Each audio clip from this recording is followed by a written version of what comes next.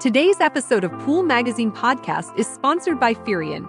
As an industry leader in outdoor entertainment, Furrion strives to design products aimed at helping customers enjoy the freedom of outdoor living. From outdoor TVs to complete audio systems, Furrion has just what you need to elevate your outdoor space.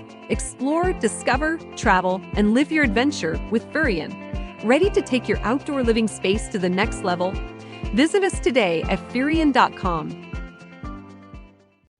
Thanks for joining us on another episode of Pool Magazine Podcast. Today I'm here with Blake Swanson, owner of Premier Pools and Spas in South Bay. When I first joined Premier Pools and Spas, you joined up like pretty much right after me. You were working down in Orange County, right, Blake? Yeah. I was part of the Orange County branch as a supervisor. We've had a couple interactions. I think the first time we met was on the Premier trip in Florida for the Disney World. Yeah, later you went on to become an instructor for Premier Franchise Management, right? Yeah, on the construction side, started doing some onboarding new franchises that would come on, do construction training with new franchises and supervisors to do like a 1 week boot camp in construction. Now you got your own franchise, right? Congratulations on that. I heard you opened up an office there in South Bay, right?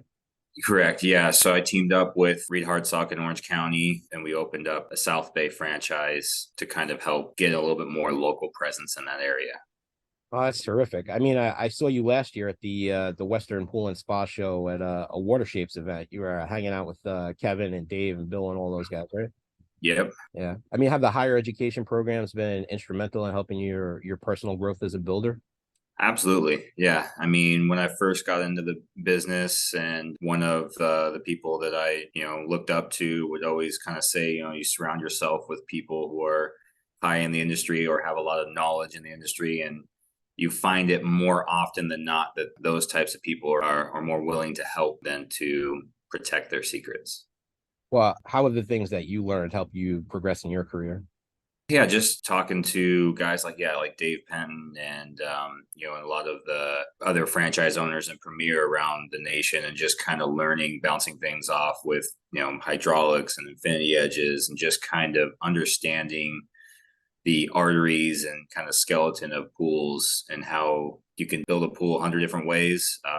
Obviously there's wrong ways to do it, but there's all different types of ways that we can, figure out how to get to the same output. And so that's what's kind of fun about building pools, is whether you've been in the industry for 30 years or 5 years, you can still have the same outlook on a build. I guess there's always something new to learn, huh? Yep, absolutely. Yeah. I saw a project that you recently posted on Ask the Masters that was using pencil jets. And I thought that would be a great topic to talk about today on the show. They're a feature that I really enjoy seeing in the pool. Yeah, it's a cool design feature to offer customers that just want a simple, zero level pool with no raised walls and water features. So it's, you're kind of limited on water features when it's a zero level. We try to get creative with deck jets and arc descents that, go underneath the coping, bubblers and stuff. And one thing that we saw with one of our reps came in and have these arced pencil jets that fit underneath the coping. Right. So coping typically overhangs about 1.5 inches or 1 inch. And it's basically just a small little cylinder with a hole that kind of comes up 45 degrees out of it to create like a deck jet. So it's basically essentially a deck jet that fits underneath the coping. So it's a little more incognito. So you're not walking across a deck jet or seeing a hole in your deck to create that deck jet feature. Yeah, I've seen that product. It's that brass fitting, right? Yeah, so it's a brass fitting, just threads. It's just a male thread into a female 3/4 inch PVC pipe. And then you just got to make sure you don't bring it out too far. So it kind of sits underneath the coping, but not too much, so it doesn't hit the bottom of the coping. So it has enough clearance to get up and out. It's just a nice water feature. I'm always a big fan of, kind of adding subtle things where it's not like in your face when you walk back there. When you look at a zero level pool, and maybe spa inside of it, so it's a nice clean sheet of water, and just kind of have the water features when you want to turn them on. You see them when you turn them on, and you don't see them when they're off. Yeah, is there like a specific instance when you're designing a pool where you say, this is going to be my go-to instead of the traditional deck jets that are out there? Yeah, like whenever I do a zero level pool. I kind of offer that to homeowners, especially when they have kids, to kind of, give it a little bit of character. On the other hand, too, I mean, homeowners that have kids do like the deck jets as well. The kids can kind of play with the deck jets when they're on the decking, but it's more of a aesthetic, so that you don't see those water features when they're not on. That's kind of a good design, point, is to try to make ways where you can add stuff without making it noticeable when it's not being, when the function is not being turned on. Oh, you talk about adding stuff. I mean, we see a lot of folks that are interested in renovating their pool these days. Oh yeah. Are these types of jets like easy to add on to an existing pool if you're going to do like a pool remodeling project in your backyard? Yeah. So, I mean, especially if you're redoing coping, or doing any plumbing, obviously you want to get the plumbing back to where the pump is. And it literally, the 3/4 inch pipe or 1 inch, depending on how you want to do it, reduce it down. It literally lays over the top of the bond beam. So the structure of the pool, and then the coping goes on top. So you want that pipe to come just underneath the coping. And it's just like plumbing any, new return lines. You're not even really coring any holes. So it's actually a more simple process than to core new plumbing holes and return lines and stuff like that. It literally goes over the top of the bond beam and underneath the coping, thread that brass fitting in right underneath the coping. How long does it like typically take you to install one of these? I mean, it should really only take a day or two. I mean, it's in separate time periods. So you want the plumbers to run the pipe, stub it out, and then when the tile and coping guys are doing the tile and coping, you need to make sure they cut the pipe and put the fitting on there, the threaded fitting, so that it threads in there at the right level, so it's not too far away from the tile and not too far inside the tile. I've had guys push it too far back, and so the tile comes up to it, and so it's not sticking out far enough, and it almost gets grouted in, so you're not able to unscrew them and clear them out in case they get any debris or anything in them, because it's a small brass fitting. So if any pipe, shreds and stuff that are in the pipe get put into those pencil jets, you can't really blow them out or get much debris out of there without unscrewing them. Yeah, I mean that hits on a good question that I was going to ask you. I mean, from a consumer standpoint, because they are under the coping, they're less prone to getting stepped on or jostled. I mean, there tend to be less issues than with traditional jets. But how difficult is it to maintain and service these? I mean, very minimal. I mean, a lot, like you said, a lot less hazardous to having a deck jet, because they're being walked on, they're being stuff can get dropped on them. They really only reveal past the coping. You want to try to do it maybe like a 1/4 inch or a 1/2 inch, so it's not really enough for someone to step on and break it off. Plus, it's embedded right underneath that coping. And then just being able to make sure the guys install it so that you can still unthread it, put some Teflon type tape just like any plumbing, and still be able to unthread it and put some silicone around it to kind of seal that in. I've had guys try to grout it in, and to unscrew it, you have to break the grout around it. A simple little bead of silicone around it.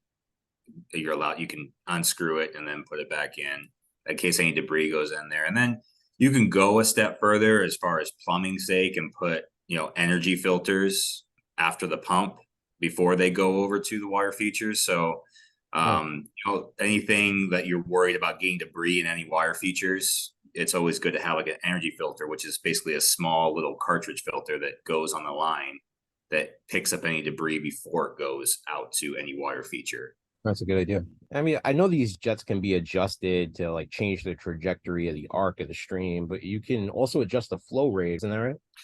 It's really just adjusting the flow, because it comes basically just a screw fitting, brass fitting with it's basically if you just took just took a soda can and turned it on its side, and you just drilled a hole like a 45-degree angle at the top, and then just fed water through it, and it's only coming out at that one point. So you just adjust the flow to how far it's going to throw it. So it kind of shoots up at a 45-degree angle, and how far it goes is how much you send to that water line or to that pencil jet. Mm-hmm.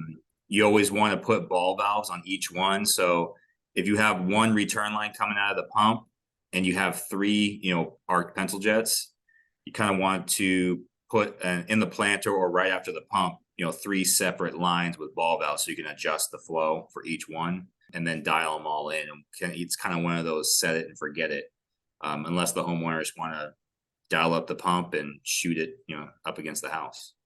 Well, there's a lot of different brands of these pencil jets. What kind of equipment do you recommend when you're doing one of these kind of installations? We've stuck with PebbleTech. Our rep has kind of come in with this product very early on to us, and we've just stuck to that brand. I haven't dabbled in the other brands, so we've kind of just stuck with the Pebble technology. Pencil arc jet, I think they call them. Right. And it's minimal gallons per minute needed. I think it's like 3 to 5 gallons per minute needed, so you can do tons on a pool. I mean, depending on the size pump and other wire features that you do on it. So it could be done in conjunction with other wire features. Just like I tell my guys in the field, always look at owner's manuals. I can try to remember as much as I can, but at the same time, I would never tell anybody to install anything without looking at the install manual and what rating they are. I know with the jets, I mean, you want to position them to like kind of avoid aerating the water. I mean, you want to aim them so that you're not compromising the circulation. I mean, when we talked about the water in the pool itself, I mean, how do pencil jets affect the water circulation and filtration in a pool? It just depends on how it's set up, like how many pumps you have. So if this is strictly just for water feature sake, so it's not tied into the circulation, say you just have an extra water feature pump, we typically like to have our suctions on the wall so that when you're using a water feature, you don't want to have the suctions on the bottom of the pool so it's picking up debris. So we'll put the suctions on the wall of the pool and it just gets sucked and returned to that water feature. It's not really going through the sanitation system, so it's more just for looks. If it's tied into the sanitation system, like on the filtration pump where it's almost acting as a quote unquote return, you have your 3 to 4 returns in the pool, and then on another line you can adjust it to just being sucked from the main drains. That's where I would kind of recommend. If you have a filter, it's getting filtered out, so it's all the debris is getting filtered out. Then it's just kind of on the normal filtration system, and it's going through whatever sanitation system is on that pool, whether it be chlorine, salt, or UV ozone. How can you use these kind of jets in conjunction with other water features such as waterfalls or spillovers or scuppers or stuff like that? Yeah, I mean, that's where when you're installing in conjunction with other water features, you want to make sure the gallons per minute each water feature requires, and that you size your piping and your pump to accommodate that. So yeah, I mean, they don't require much. So we've easily done these pencil jets with a pool that had a 6-foot like raised wall on one end of the pool to kind of help hide the equipment. And so on that wall, we had a 6-foot shear descent. And then on each side, there was 2-foot shear descents. And then on the Baja shelf was a bubbler. And then we had 3 arc pencil jets on that same pump as well. So we wanted to oversize the suction. So just a normal Jandy E-pump, a 2.7, E-pump was going to be tough to handle all that. So we had to oversize all the plumbing and oversize the pump as well to make sure that we can divert all the wire that was needed for all those wire features. So, shear descents handle a lot of gallons per minute. So it's always looking at whatever wire feature you add, just making sure that you have enough suction and return and pump sizing to accommodate that. Well, I mean, I really appreciate you letting me pick your brain about pencil jets today. Yeah, no, I mean, they're a great little feature to add character to, just a simple pool. It's great for builders, especially to kind of add value or add something to kind of set you apart from other builders. When you're out there bidding jobs, I've had customers, really, just say that they went with me because I was able to offer them, more of a value, when in theory, it's not much more cost as a builder to do those, especially if they're just doing a 1-pump system. I'm running a return line to the pool anyway. It's just adding a couple ball valves, at the equipment and some extra piping just to install those. And it adds a little bit of character kind of water feature to their pool. Yeah, they're pretty slick little feature. And like I said, I like seeing them in the swimming pool. I mean, I think they add a little something when you're taking a look at the pool as a whole. Well, definitely appreciate you checking in with us today, Blake. Thanks so much for spending the time to talk with us.